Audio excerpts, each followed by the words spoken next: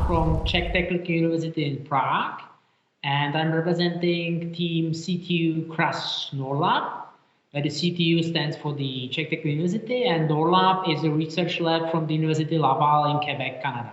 So the main part of the team consists of students from Czech Technical University in Prague, Czech Republic, and so the mapping specialists are from Canada, from University Laval in Quebec.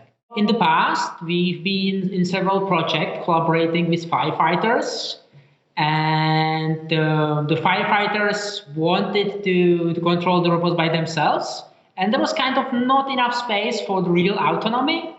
So we saw the DARPA challenge as really the opportunity to extend the autonomy of our robots.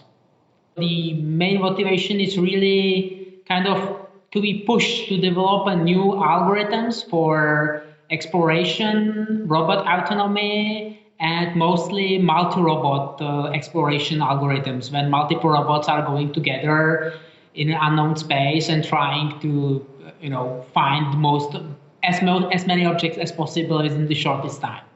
We are using several kinds of robots. We are using the wheeled robots, tracked robots, and the flying robots.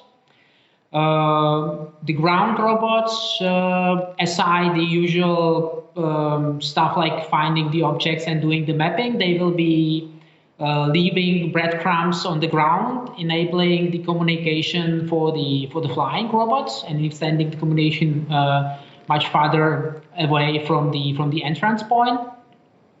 And the flying robots are supposed to investigate the spaces inaccessible to the ground robots, like the vertical shafts and the like. So we definitely learned that we need more autonomy. So we really saw the virtual challenge as a chance to really pursue the multi-robot autonomy per se, really to increase the autonomy of the robots, because in the virtual, everything is on the robots without any interactions. The ground robots start, and their task is essentially to get as far as possible, find objects if possible, and leave the breadcrumbs on the ground.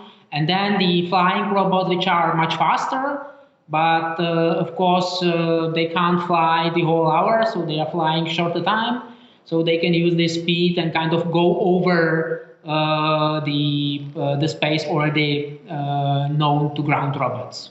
The map is dynamic, so the mechanism that we are building the map allows for adding and removing objects. So for instance, removing, it's mainly meant for the robots. It can happen that other robots are within the field of view of a robot, and when they move, they need to be removed from the map. And more or less the same holds for the dynamic, for the other dynamics in the scene.